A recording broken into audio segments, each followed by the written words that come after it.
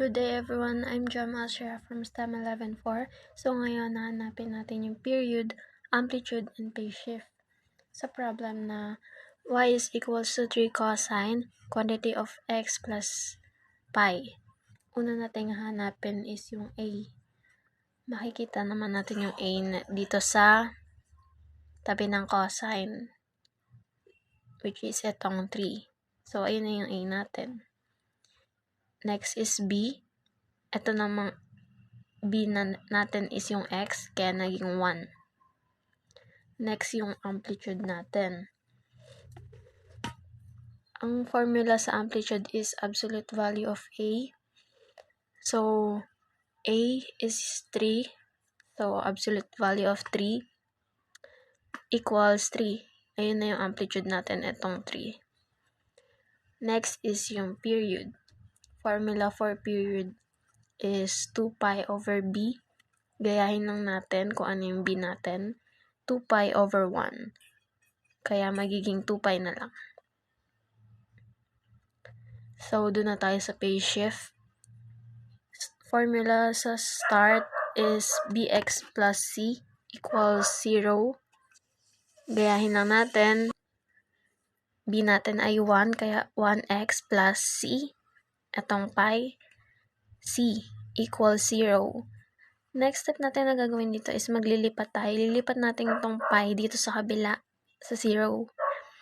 Kaya, naging x equals negative pi kasi nilipat natin siya dito sa kabila, kaya naging negative.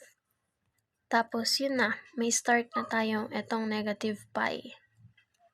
Next ay sa end. Ang formula for end is bx plus c equals 2 pi. Gayahin lang din natin.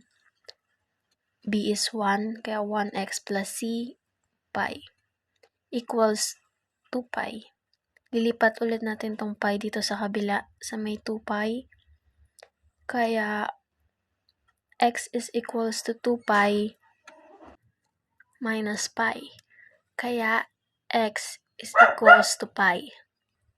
So, ayun, may end na rin tayo, which is x is equals to pi. Next step natin ay gagawa tayo ng table para mahanap yung coordinates. Ayan yung table natin.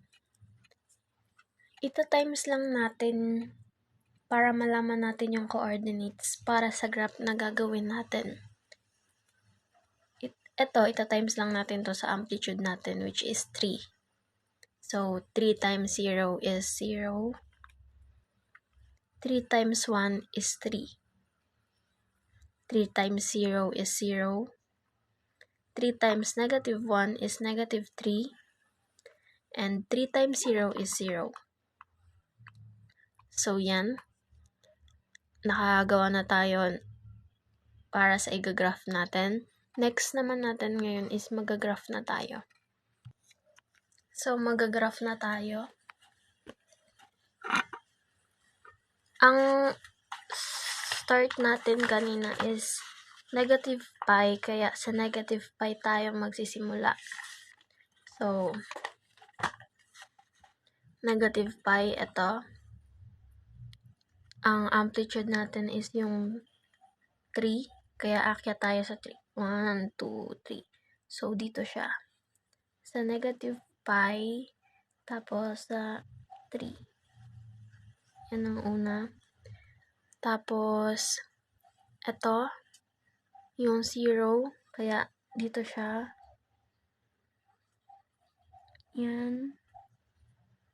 Tapos, ang next is, di ba may 3 na tayo, may 0 na. Tapos, dito naman tayo sa negative 3. Baba naman tayo na. Dito. And, dito ulit sa 0.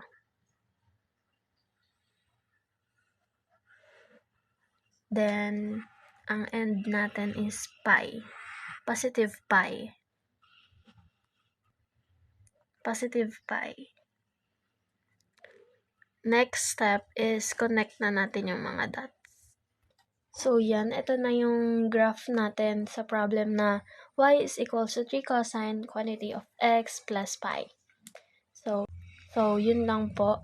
Bye-bye.